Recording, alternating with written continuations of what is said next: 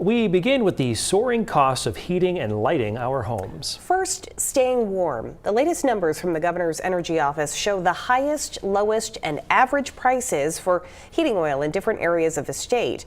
About 60% of us still use oil, and those who do are now paying about $300 more to fill their tank than a month ago.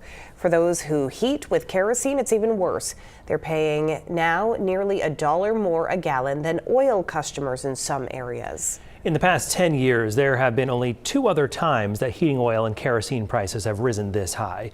In May of 2022, when tensions with Iran and the threat of a blockade at the Strait of Hormuz forced Mainers to pay nearly $6 for a gallon of heating oil and nearly $7.20 for a gallon of kerosene. Prices shot back up in November of that same year because increased demand and low supply worldwide and Russia's ongoing war with Ukraine.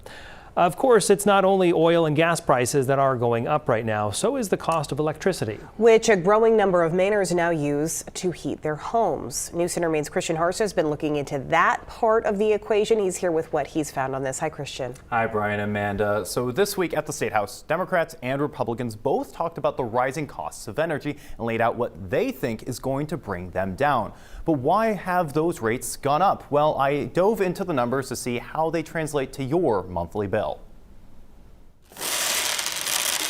Imagine that this is your electric bill, and this is your electric bill broken down into 5 categories determined by the Maine Department of Energy resources: supply, fixed charges, distribution, transmission, and stranded costs. On average, the roughly electric bill for a Mainer comes out to about $175 a month, and supply is the biggest category at $69, or 69 M&Ms in this case, and how Maine gets its supply determines how much you pay. We share an electric grid with the other New England states. More than half of our electricity right now comes from natural gas generation. That is Dan Burgess, acting director of the Maine DOER. And if you look at the ISO New England online dashboard, you can see that half of New England's energy comes from natural gas.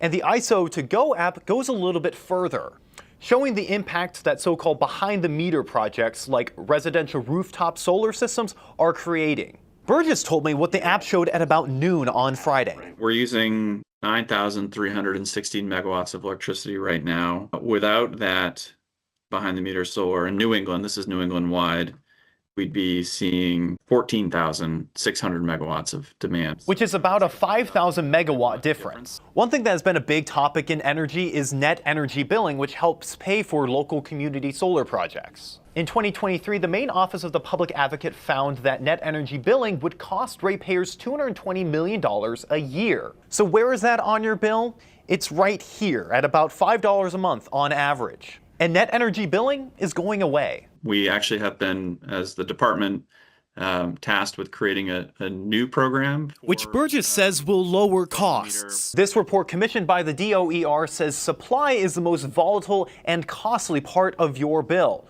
Look no further than the rise of natural gas prices in recent years. As we think about, we don't have fossil resources beneath our feet here.